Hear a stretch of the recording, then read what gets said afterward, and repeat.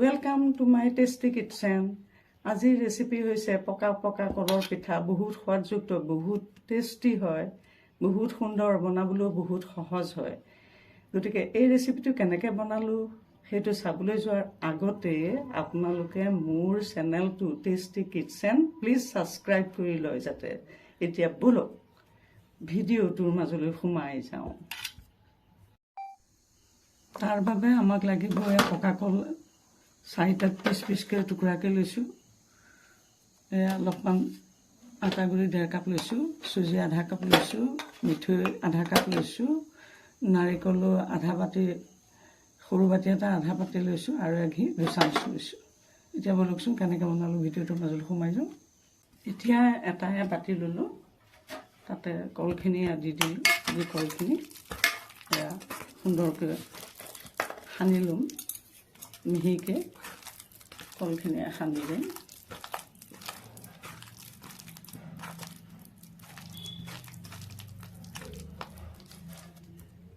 ইয়াতে অলপ অলপকৈ আটাখিনি দি গৈ থাকিম, সানি গৈ থাকিম। আৰু চুজিখিনি দি দিলোঁ।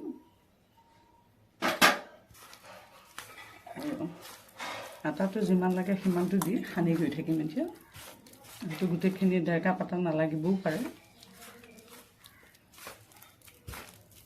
খুব ভালকৈ সানি ল'ব লাগিব। ইয়াতে থোৱাই মিঠৈখিনি দি দিলোঁ। মিঠৈ আপোনালোকে সোৱাদমতে কমো দিব পাৰে, বেছিও দিব পাৰে। মই যদিও মিঠৈ যিমানখিনি লৈছিলোঁ 1/2 কাপৰ অলপ বেছি লৈছিলোঁ, গোটেইখিনি দিয়া নাই, অলপমান ৰাখি থ'লোঁ। তাতে এয়া নাৰিকলৰ গুড়াখিনি দি দিলোঁ। ঘি 2 চামুচ লৈছোঁ, ঘিখিনিও দি দিলোঁ। এয়া ঘি 2 চামুচ লৈছিলোঁ, ঘিখিনি ইয়াতে দি দিলোঁ।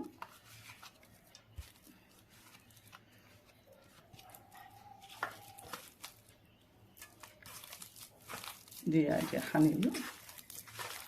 অলপ অলপকৈ আটাটো এড কৰি গৈ থাকিম।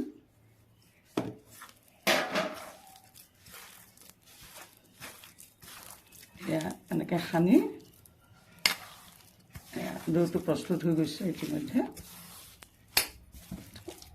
এনেকৈ 10 মিনিট সময় ঢাকি ৰাখি থ'ম।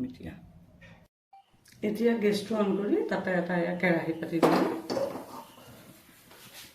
আৰু কেৰাহীটো গৰম হোৱাৰ লগে লগে ইয়াতে তেল ঢালি দিলোঁ। যিকোনো তেলেই দিব পাৰে।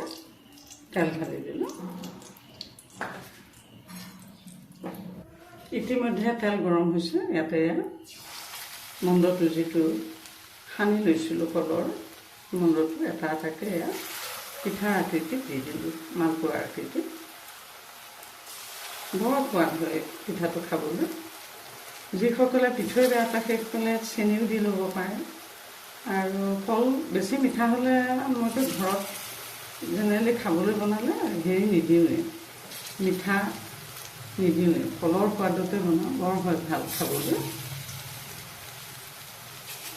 পিঠা খুব সুন্দৰ হৈছে, খাবলৈ বৰ সোৱাদ হয়। আপোনালোকে এনেকৈ বনাই খাব।